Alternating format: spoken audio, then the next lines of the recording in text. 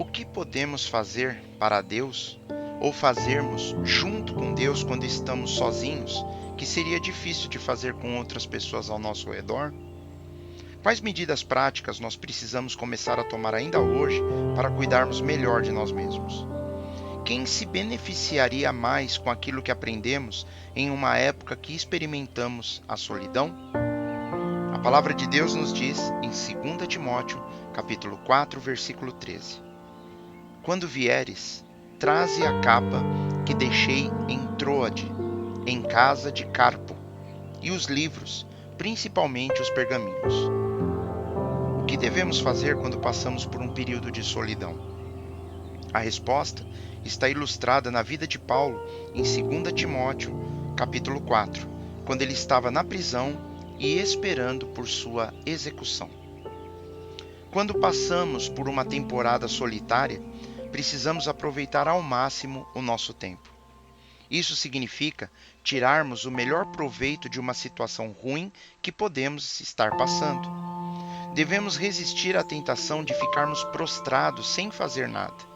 Precisamos nos ocupar com alguma coisa, qualquer tipo de ação. Devemos pensar em maneiras criativas de aproveitarmos os momentos em que estamos sozinhos. Paulo escreveu a Timóteo da prisão onde estava e lhe disse: Quando você vier, não deixe de trazer a túnica que eu deixei na casa de Carpo, que fica na cidade de Troade. Traga também meus livros e principalmente meus papéis, que são as escrituras e os livros de estudo. Quando atravessamos uma época de solidão, precisamos nos colocar de uma forma confortável e produtiva. Mesmo estando sozinho e isolado em uma prisão, Paulo não se colocou como um coitado e não ficou buscando pena e piedade dos outros. Ele não reclamou e ele nem desistiu de sua vida. Este é o Paulo, um dos maiores cristãos que já viveram depois do próprio Jesus, que ganhou inúmeras pessoas para Cristo e que se encontra agora, neste momento, completamente sozinho em seus últimos dias. E o que ele fez nessa situação? Ele extraiu o melhor que pôde nessa circunstância em que se encontrava. Ele aplicou e utilizou ao máximo o seu tempo. Ele se preocupou com algumas coisas. Ele disse: traga meu casaco. Aquelas prisões romanas eram úmidas, frias e escuras. Ele fez o melhor que pôde para cuidar de si mesmo.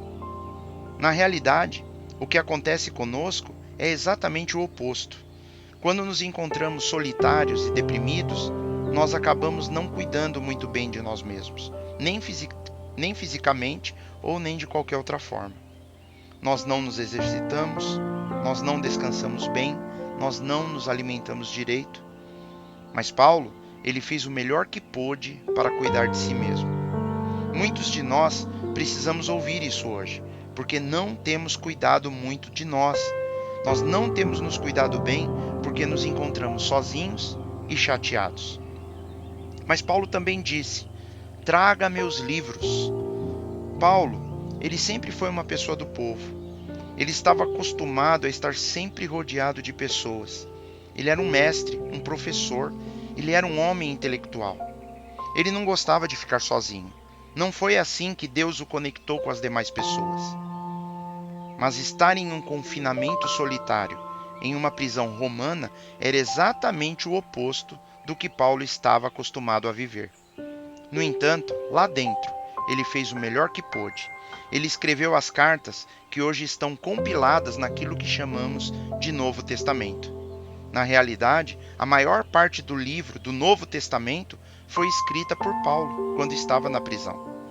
Talvez a única maneira de Deus usar melhor a sua vida, a nossa vida e nos abençoar, e Paulo, fosse colocá-lo em um confinamento solitário. Hoje, depois de 2000 anos, ainda estamos nos beneficiando muito da solidão que Paulo teve que enfrentar. Muitas vezes é nesses momentos onde decidimos curtir o sofrimento que estamos passando, nos fazermos de coitados, de vítimas e nos afundamos em nossas emoções negativas, é ali que Deus pode realmente fazer algo importante e produtivo, que poderá impactar e transformar a vida de muitas outras pessoas naquilo que se considera o verdadeiro reino de Deus.